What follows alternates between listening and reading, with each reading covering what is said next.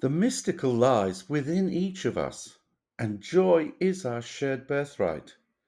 So join me, Dr. Shimon de Valencia, as we explore the esoteric, the eclectic, and the mystical baths born of our shared search for meaning and the joy that they can bring with each step we take along the way.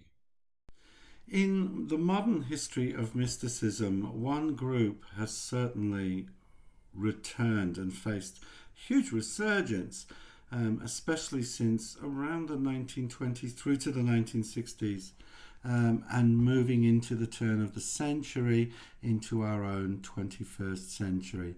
And this is the Cathars, the Cathari, the perfected ones, or sometimes called the Albigensians. There are many, many books written on them, some good, some bad. Notably, The Massacre at Montsegur, written by Zoe Oldenburg in 1961.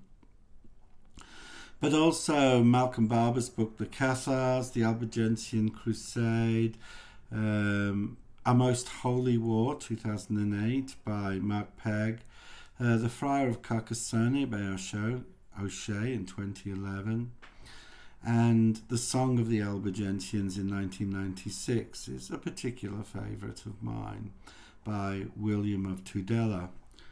But in all of these texts, what essentially is being happening is the history of the Cathars, the reconstruction of their apologetics based upon a free and open review of the Inquisition literature, because of course the Inquisition and its allies did a most thorough job of destroying anything that spoke of the Cathars and their own worldview. As a movement, they flourished in the south of France, north of Italy, parts of Switzerland, and certainly in Catalonia in Spain. They were during the 10th to the early 13th century. They were a dualistic philosophy, that is, that they believed that the divine had two aspects. There was a good principle and there was a bad principle, or a good God and a bad God. They sought release from this world. There was more than likely, in fact, nearly definitely, a belief in reincarnation, but that reincarnation was not the purpose of the spiritual life, but was a vehicle through which one perfected one's spirituality. The aim being to become a perfecti. And once we were a perfecti, we ceased working, we no longer handled money, we were not allowed to touch money or wealth or gold. We put on a blue robe.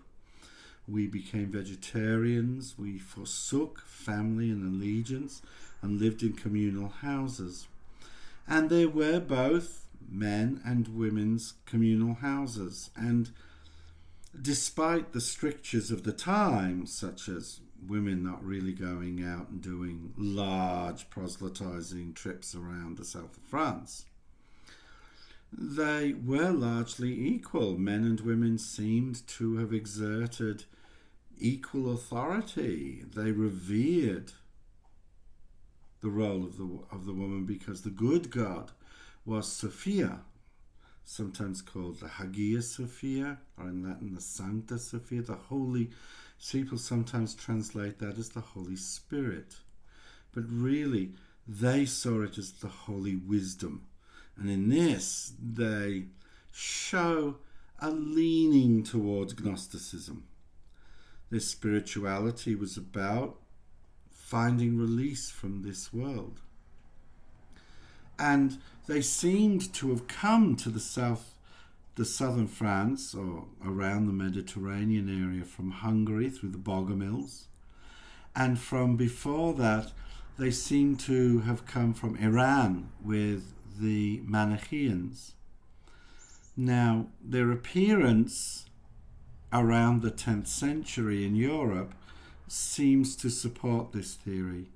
We know that as the Islamic armies conquered Iraq and then finally Iran, and groups like the Mandeans and the Manichaeans and the Gnostics and others, the Zoroastrians, fled, the Manichaeans especially, fled to Tibet in the east, where around this time tantric literature, and especially the literature surrounding Poa, which is consciousness transference, has a flowering.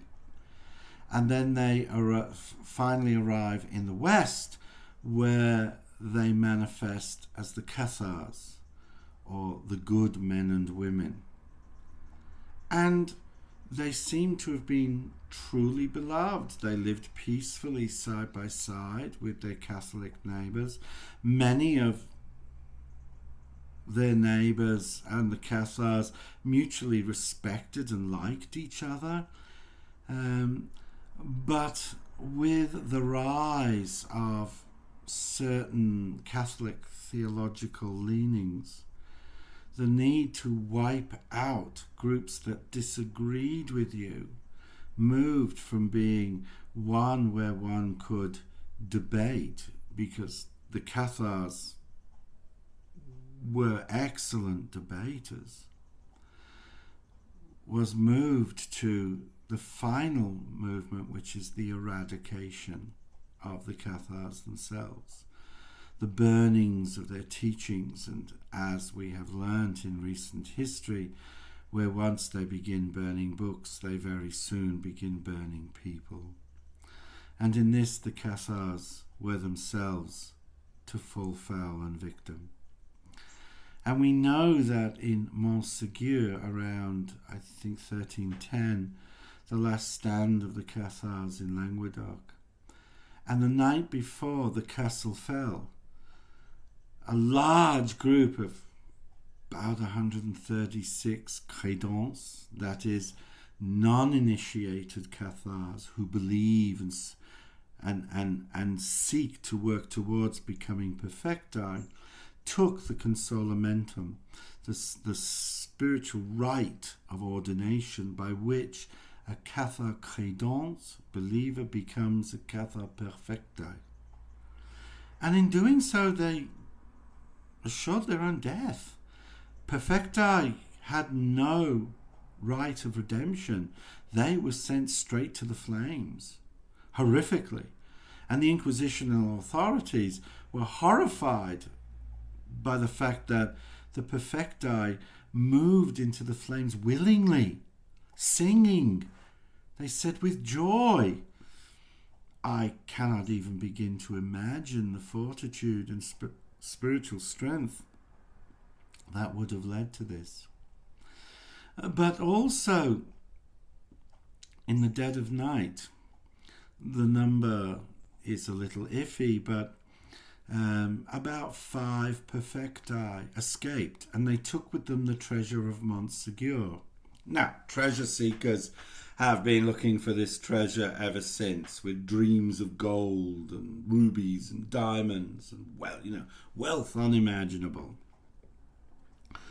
But if you were to look at a spiritual movement that believed in simplicity, believed in gentleness, that required that you become a vegetarian and live in this world kindly and lightly, I can't see them viewing gold and rubies and such like and silver as being a treasure. Certainly not a treasure that they would value. So what could have this treasure been like? There are some of us who think it was the line of ordination, that the secrets of the Cathars were taken along with the line of ordination so that the tradition could continue underground. There are those that say that they went to retreat into mysticism in hidden places, recruiting only enough people to survive, to preserve the tradition until finally it could return, like Arthur in Camelot when the world would need it. Ultimately, we don't know.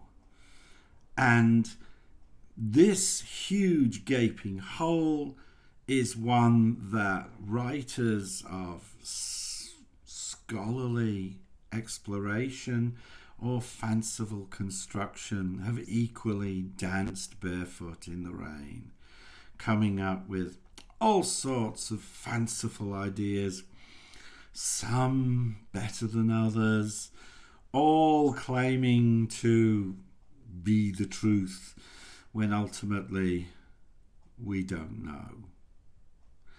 And like many, I, since my late teens, have been enamoured of the Cathars, certainly of the tragedy, most especially from the most excellent documentary series, The Gnostics, from the 1980s. One chapter of that focused on the Cathars, and you can find it on YouTube. The quality is not that good, but it is well worth watching, especially to see Brian Blessed as a Cathar bishop debating theology. It's well worth the look, and I still watch it in my very poor quality burned version that I ripped from YouTube. If only I could get a proper quality DVD of it. Hey, Ether out there, please think about this. It was a brilliant series. It still has something to say.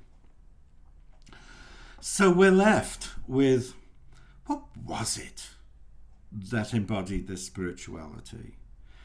And by taking the hint that around the time that Boier appears in Tibet with the Manichaean exiles, and about the time, of course, at the same time that the Cathar church manifests and takes root in southern France and around the north of the Mediterranean, we need to look at something that speaks in the Cathars' words themselves, not the words of the Inquisition.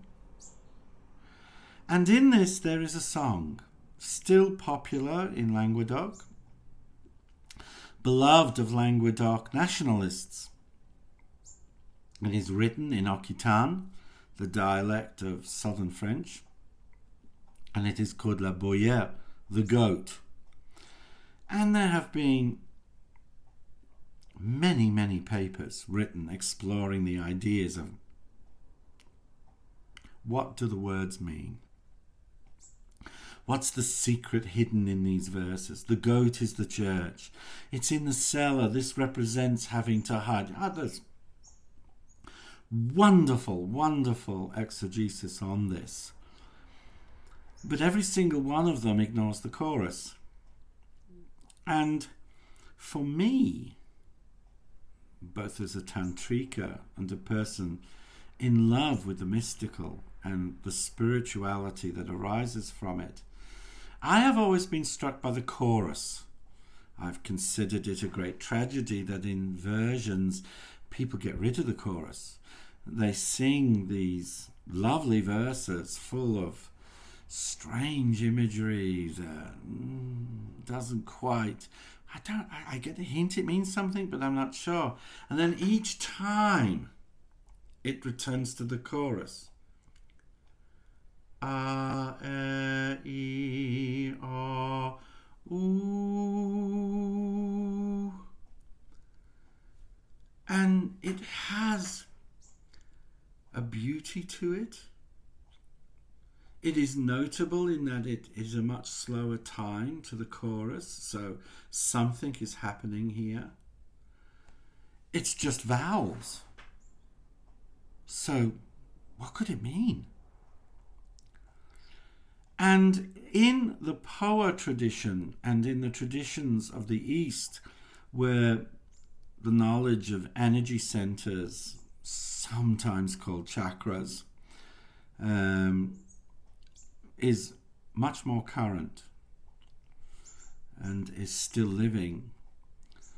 In Boier, there is this tradition that first you have a channel that goes down from the top of the head, just in front of the spine, down through, behind the eyes, behind the throat, behind the heart, behind the navel, and then emerging at the bottom between the sacral chakra, your groin, and your anus.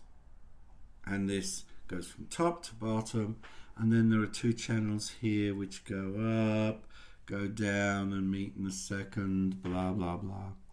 And that this goes through a series of energy centers. Like we said, these are located at the sacral chakra, the solar plexus, just near the belly button, the heart, the throat, the third eye, and the brahmacharya, the crown of the head. And inside the central channel, sometimes called the sushumna, there is a small sesame seed of bright light.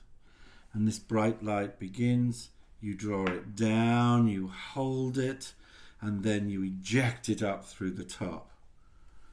And sometimes you do it by the recitation of each of the mantras of the chakras. A topic for another video to come.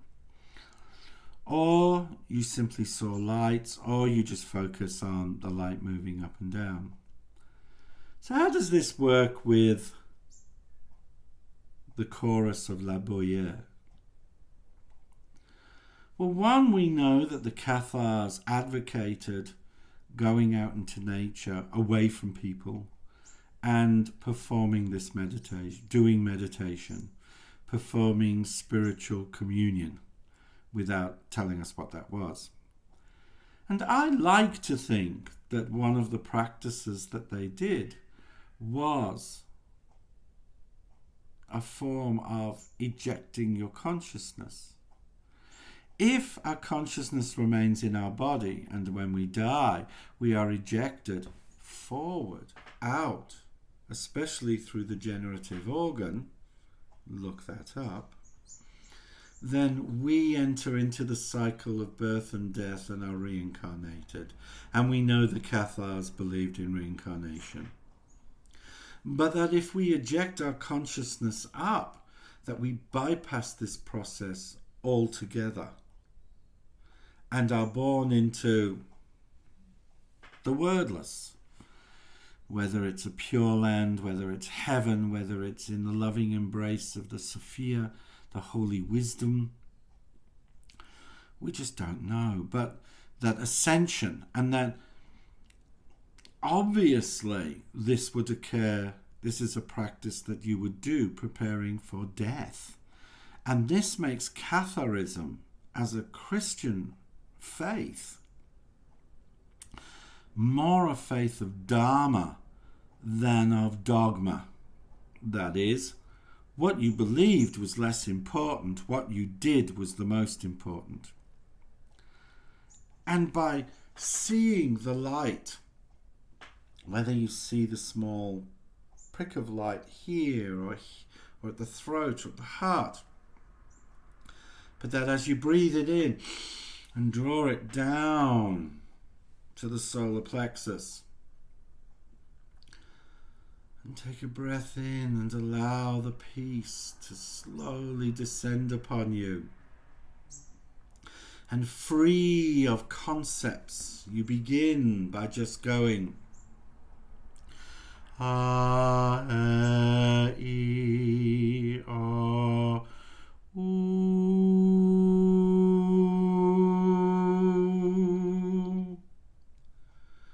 And if you do it gently and you push it up, you begin to feel a warmth gathering at the top of your head.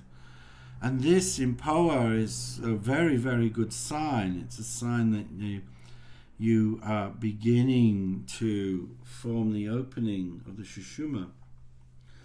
And then you do it again, and you do it gently, and you keep doing it, maybe 5, maybe 10 times, and then you stop. And of course, being a Cathar, you would more than likely have recited the Pater Noster, the Our Father, the only prayer they considered worthy of anything.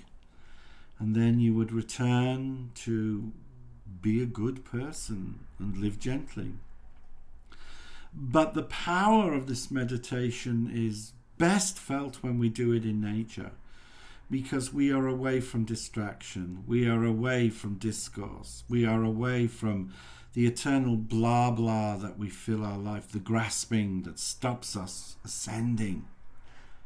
And in so doing, when we ascend, we arise up, and we arise up through the recitation of 5 vowels with 4 tones and then a higher tone through which we ascend. It is a surprisingly powerful technique.